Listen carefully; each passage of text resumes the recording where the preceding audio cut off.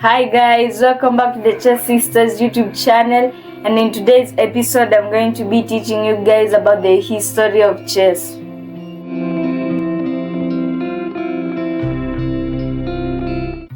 Chess dates back to the 6th century in India, where it's not yet known who actually made the chess game, but we just know the traces of chess are traced back 6 centuries ago in India.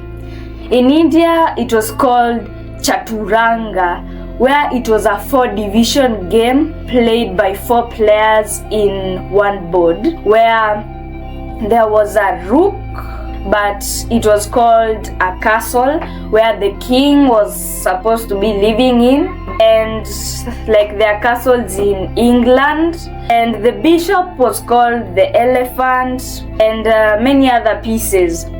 So it was a game based on war. So there was the 4-division game.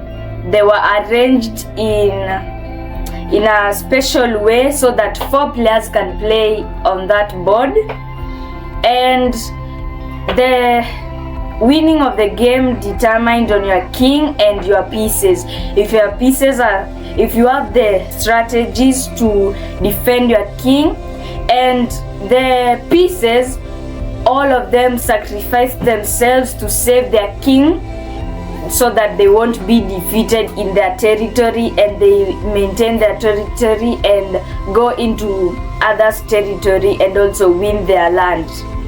Then chess spread to Persia, into the Muslim world, by some people from India.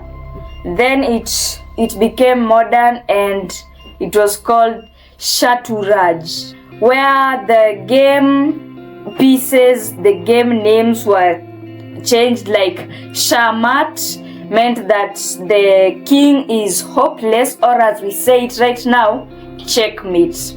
Then later it spread to Europe, where it's almost took its modern form, where the queen was made and it could move one move, where later it advanced and moved 2 steps or moves or squares. But then chess went to Spain, and in Spain, Queen Isabella was the most powerful queen there, but not the most important. She could make decisions that the king could not make, which made her powerful but not important. Her husband on the other side was the most important person, but he was not the most powerful, so he could not make some of the decisions because the queen was making them. So when chess spread to Spain, the queen started to move to 27 boxes, and the queen became the most powerful piece on the board.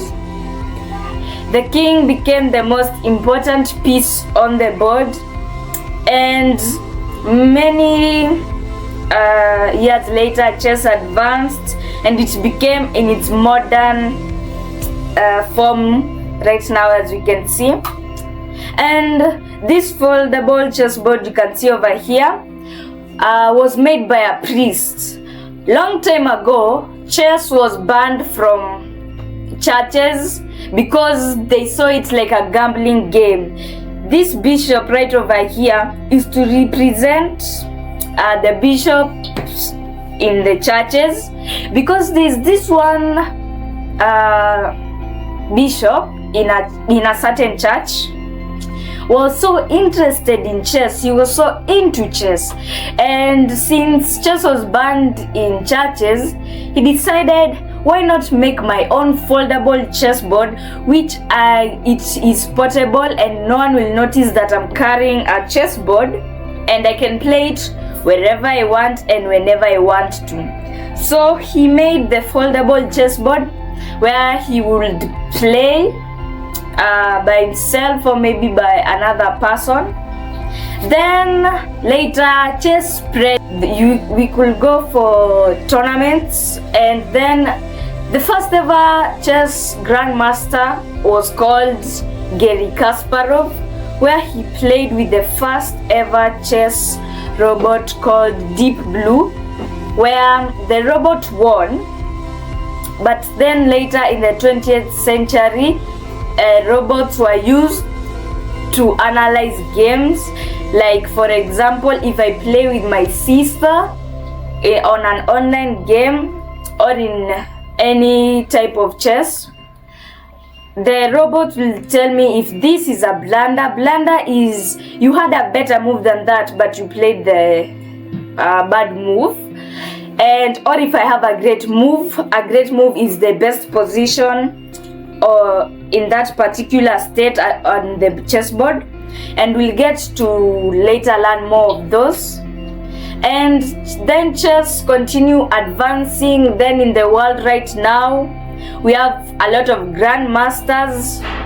And as in our introduction episode, we said some of our chess players, even young people and young children have already they already have big names like international masters. They are young children. So chess teaches us the skills, critical thinking, and many more. So chess is a good game, and hopefully one day me too will be a chess grandmaster.